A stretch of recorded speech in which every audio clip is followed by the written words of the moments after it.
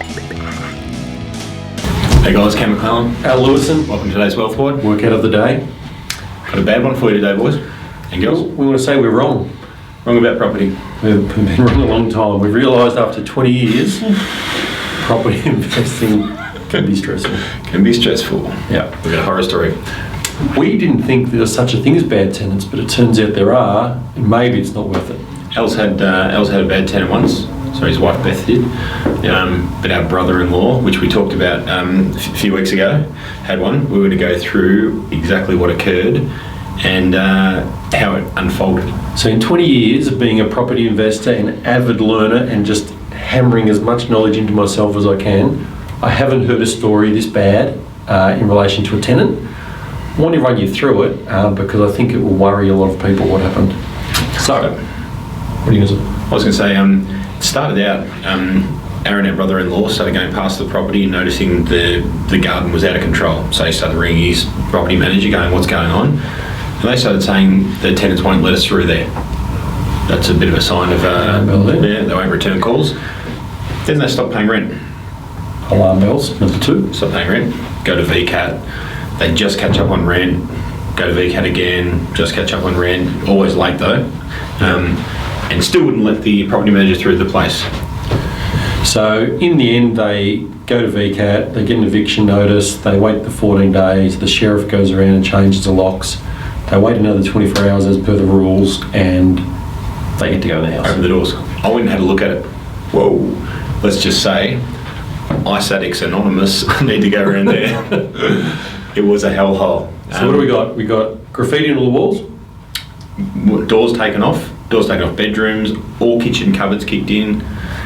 Heater kicked in. Front door, back of the door kicked in. Garden was crazy outside. Holes in walls? There's holes in walls, graffiti. The bathroom, don't want to talk about the bathroom. Every bit of all their possessions were still there. It was like bongs sitting on the ground. It was the most disgusting place I've ever come across. So, understandably, Aaron and Claire were a little bit distraught about it. So this is the reason many people don't invest in property, because these things can happen. Now this is the worst one I've ever heard of. Yeah. So let's run through the numbers. All right. So we've explained all that was wrong. Guess what? It cost $6,500 to fix everything.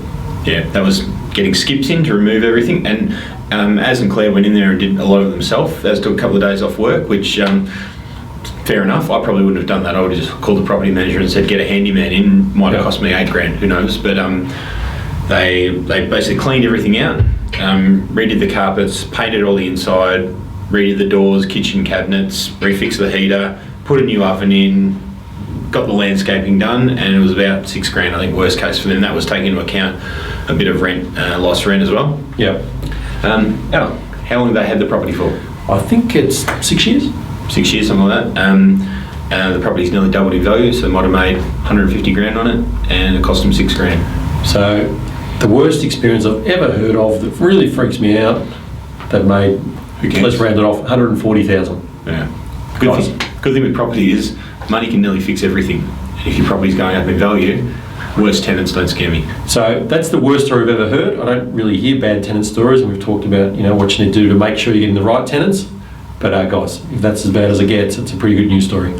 So I came back to work and talked to my PA, Charlotte, and I said, how's this story, Aaron and Claire? She goes, you had something similar recently. Up in Queensland, one of my properties, one of the tenants wasn't moving out apparently, went to VCAT and came back. I didn't even know about it. Ended up, it cost $1,200 to fix everything inside. $1,000 worth of bond basically covered most of it. So I think we're chasing them for $200. But apparently I had the same thing, I didn't even know about it. So property investing, if you get other people to manage it for you, it's not stressful at all, just to remove emotion from it. So guys, don't let this be a roadblock that puts you off. No. Have a good day.